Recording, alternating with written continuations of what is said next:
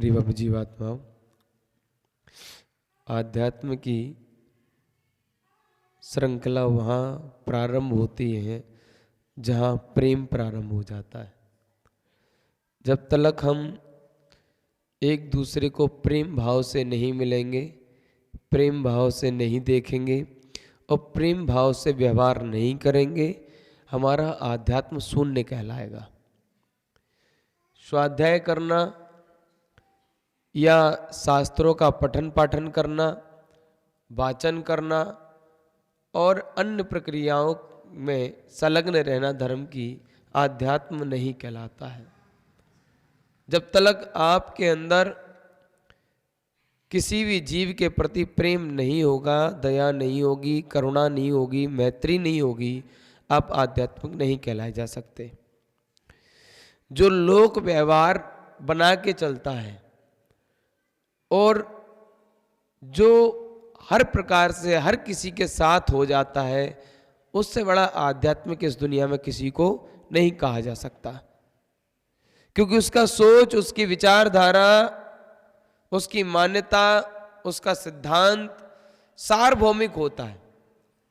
यानी कि वो हर किसी को या हर जीव को वो इतना दृष्टिकोण रखता है कि ये भी होने वाला भगवान है।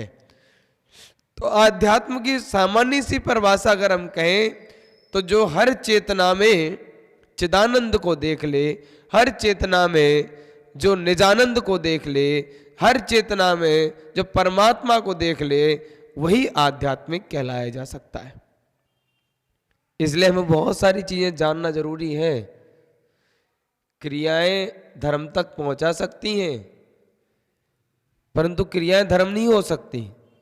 बहुत अंतर है दोनों में। इसलिए कल मैंने क्या कहा था कि जब तक आप सम्यक्त नहीं लाओगे तब तक आप सम्यक्त नहीं पहुंचा पाओगे। जब तक आप स्वयं चारित्र को धारण नहीं कर पाओगे, दूसरे को चारित्रवान नहीं बना पाओगे। यानी कि पहले आपको स्व में उतारना पड़ेगा, तब आप पर को उपदेश दे सकते हो।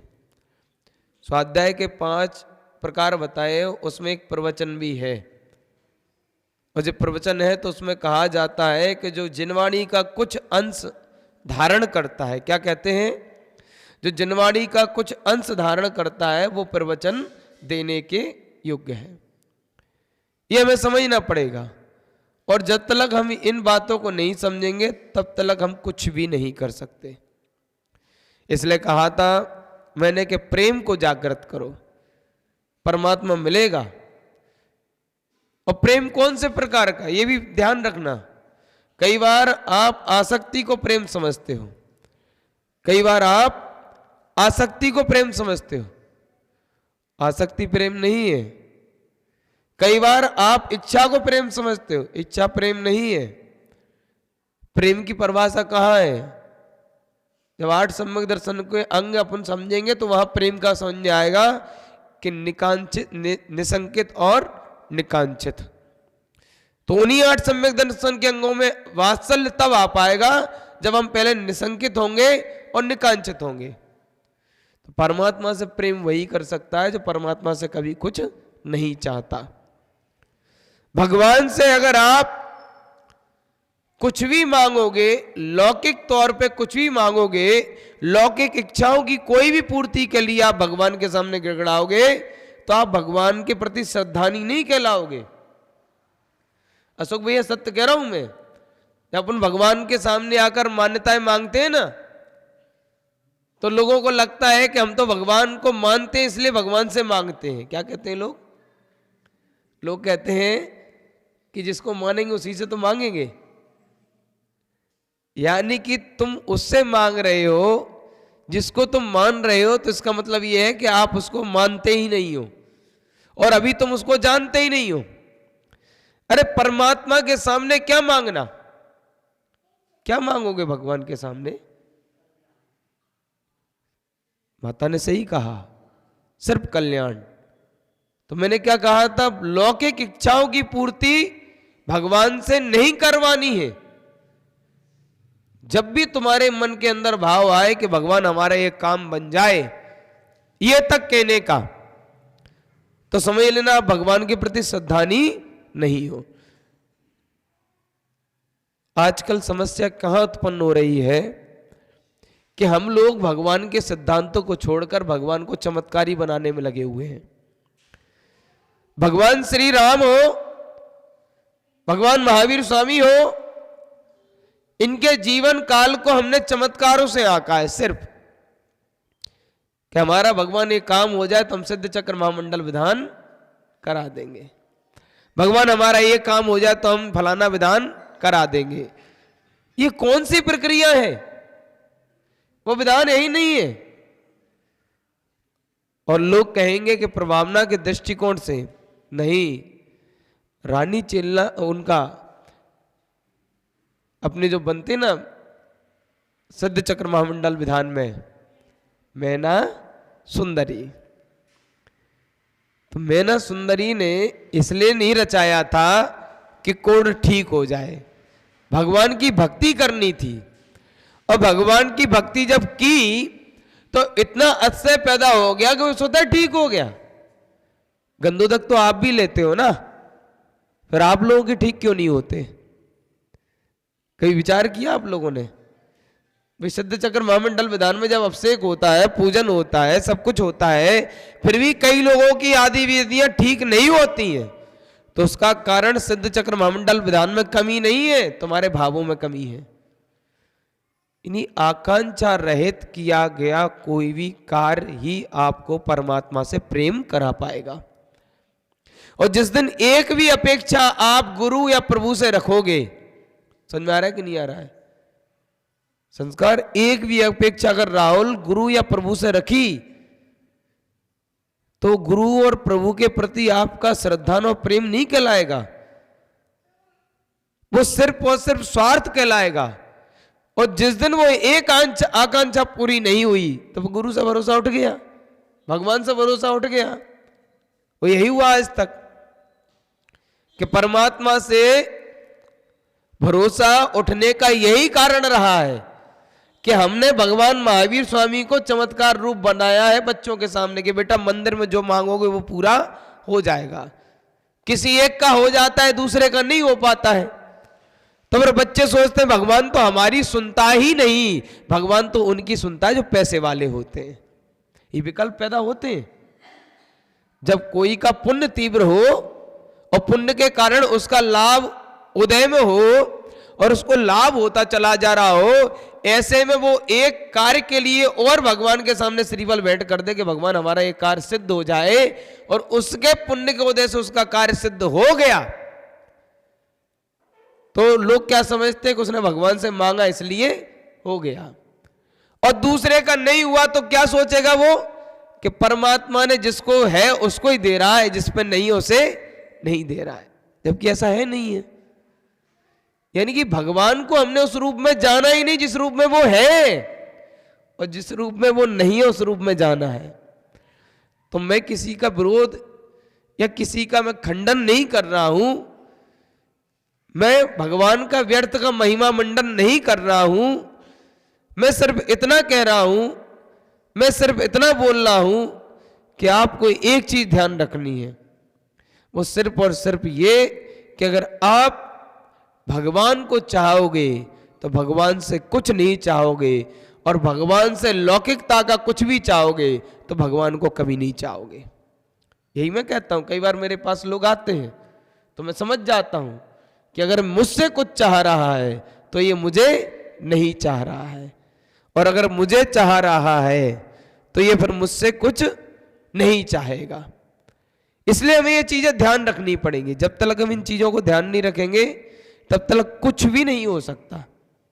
इसलिए हमें एक चीज हमेशा ध्यान रखनी है कि हम जिसे चाहते हैं उससे कभी कुछ ना चाहें, और अगर उससे कुछ भी चाहोगे तो फिर तुम उसे चाह नहीं पाओगे।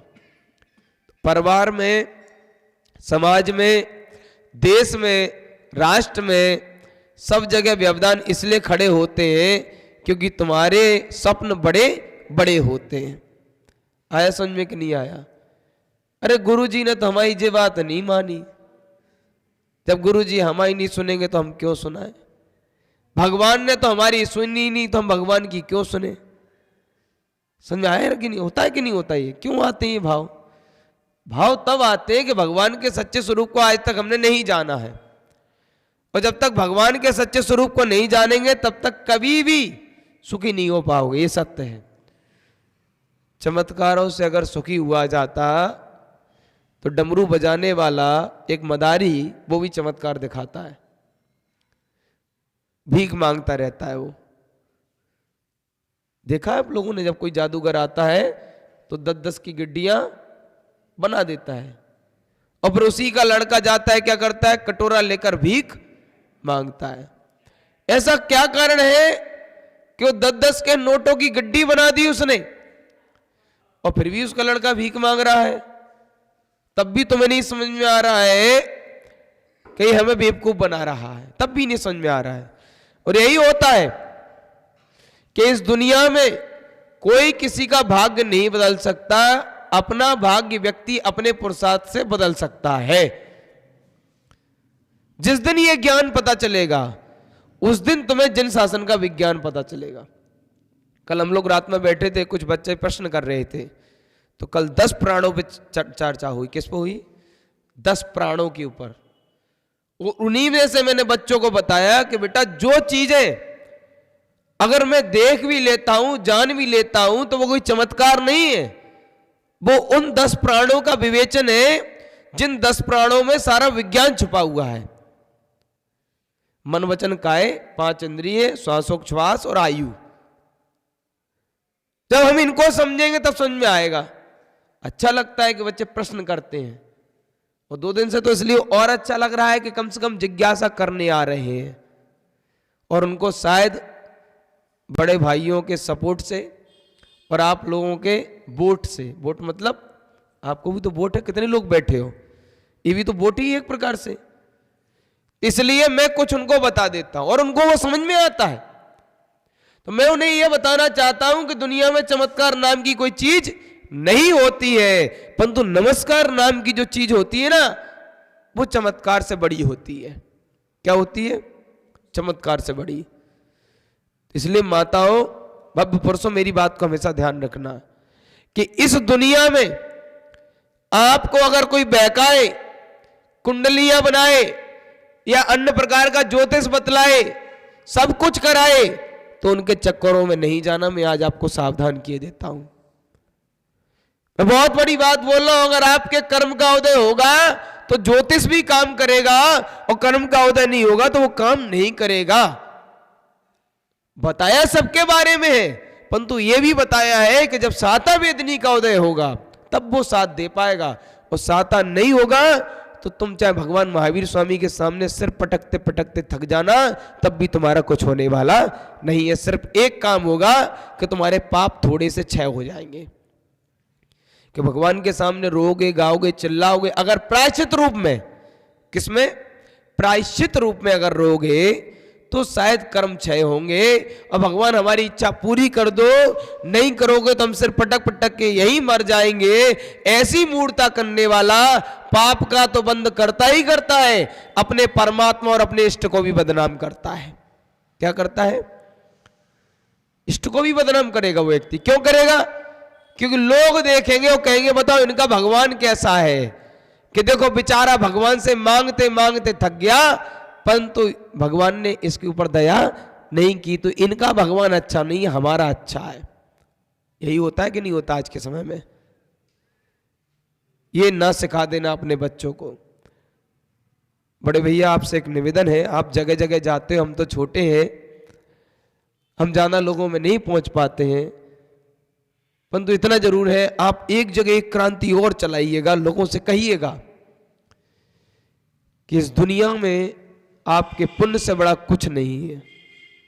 ये जितने भी कथाकथित पाखंडी घूम रहे हैं ना, कि हम आपको ये करा देंगे, वो करा देंगे, इतना दे दो, ये शांति धारा करा दो, वो करा दो, फलाना ढिकाना, कुछ नहीं होने वाला इससे।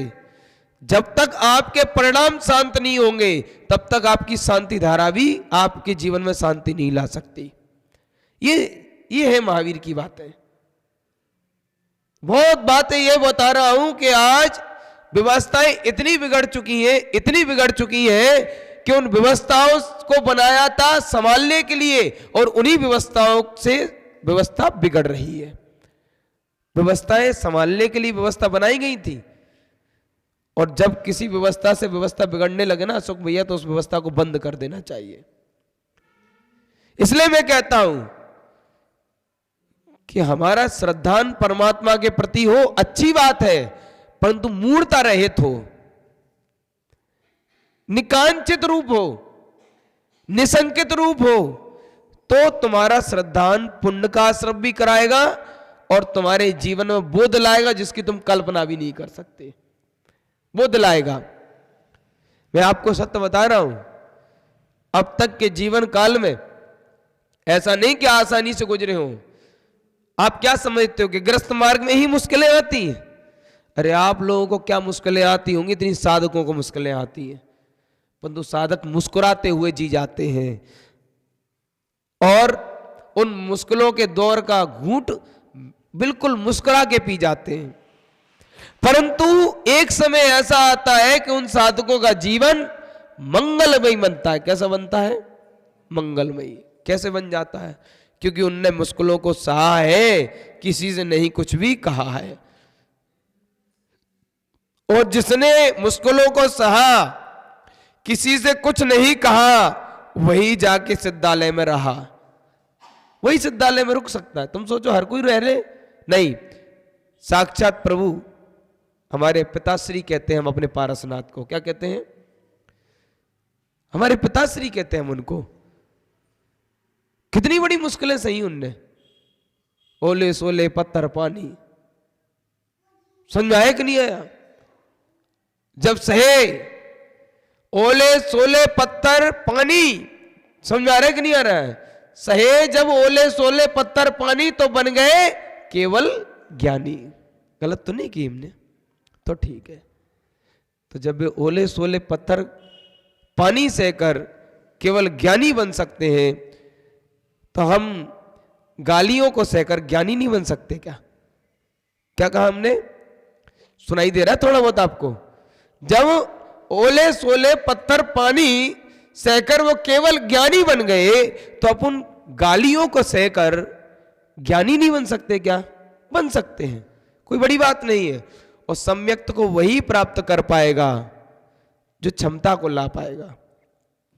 क्षमता को वही ला पाएगा जो समता को ला पाएगा, और समता को वही ला पाएगा जो ममता को लाएगा, और ममता को वही ला पाएगा जो हृदय में प्रेम को लाएगा।